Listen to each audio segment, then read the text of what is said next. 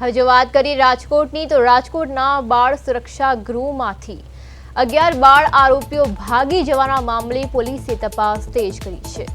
અત્યાર સુધીમાં કુલ 5 બાળ આરોપીઓને ઝડપી લેવામાં આવ્યા છે, જ્યારે 6 હજુ પણ લાપતા છે। ઝડપાયેલા આરોપીઓમાંથી 2 લીંબડી અને 2 વિરમગામ વિસ્તારમાંથી મળી આવ્યા છે। પોલીસ દ્વારા બાકીના આરોપીઓની શોધખોળ માટે 13 જેટલી અલગ અલગ ટીમો બનાવવામાં આવી છે। પ્રાથમિક તપાસમાં સામે આવ્યું છે કે બાળ આરોપીઓએ રૂમની ગ્રીલ તથા સીસીટીવી કેમેરા તોડી સુરક્ષા વ્યવસ્થાને ભેદી નાસી છૂટ્યા હતા। તપાસમાં એ પણ ખુલ્યું છે કે ભાગવાની સમગ્ર યોજના અગાઉથી જ ઘડવામાં આવી હતી। પોલીસ વિવિધ સ્થળોએ તપાસ ચલાવી રહી છે અને ટૂંક સમયમાં બાકીના આરોપીઓને પણ ઝડપી લેવાની આશા વ્યક્ત કરી છે। આજ સાથે આપણા સંવાદદાતા ધનંજય જોડાઈ ગયા છે। જી ધનંજય, જેવી રીતે રાજકોટમાં બાળ સુરક્ષા ગૃહમાંથી બાળકો ભાગી જવાનો મામલો સામે આવ્યો છે, શું છે સમગ્ર વિગત? દીપિયા, જે રીતે વાત કરવામાં આવે તો ગઈકાલે સવારના 9 વાગ્યા આસપાસ રાજકોટના ગોંડલ રોડ પાસે આવેલ બાળ સુરક્ષા ગૃહમાંથી છે તે 11 જેટલા બાળકો છે તે ભાગી ગયા હતા। ત્યારબાદ છે સમગ્ર રાજકોટમાં છે તે ચકચાર મચી ગઈ હતી ને ઉચ્ચ અધિકારી અને પોલીસ કાફલો છે તે ઘટના સ્થળે દોડી ગયો હતો।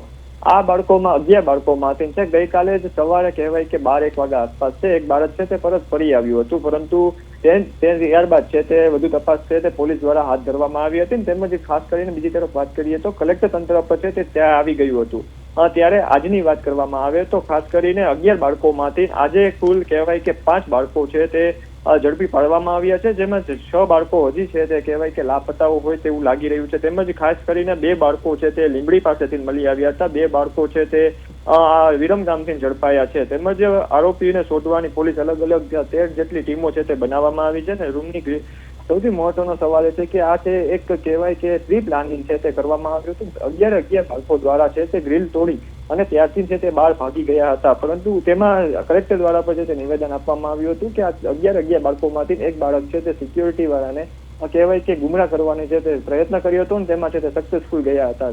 જે બાળકો એક બાળક હતો તેમને છે તે લાગવાનું ખોટી રીતે છે તે કહેવાય કે કરવામાં આવ્યું હતું ને ત્યારબાદ છે તરત જ લોકો દ્વારા છે તે 11 બાળકો દ્વારા છે તે ગ્રીલ તોડી અને બહાર ફરાર થઈ ગયા હતા। હાલ અત્યારે પોલીસ દ્વારા છે તે કહેવાય કે આગળની તપાસ હાથ ધરવામાં આવી છે ને અન્ય જે કહેવાય કે જે 5 આરોપીઓ છે 5 બાળ આરોપીઓ છે તેમને છે હાલ અત્યારે તપાસનો છે તે ધમધમાટ શરૂ કર્યો છે। જી ધનંજય, સમગ્ર માહિતી બદલ આપનો આભાર। તો જેવી રીતે રાજકોટમાં બાળકો ભાગી જવાની ઘટના સામે આવી છે ત્યારે હાલમાં કાર્યવાહી ચાલી રહી છે અને તેમને પકડવા માટે પોલીસ દ્વારા કાર્યવાહી જે છે તે હાથ ધરાઈ છે।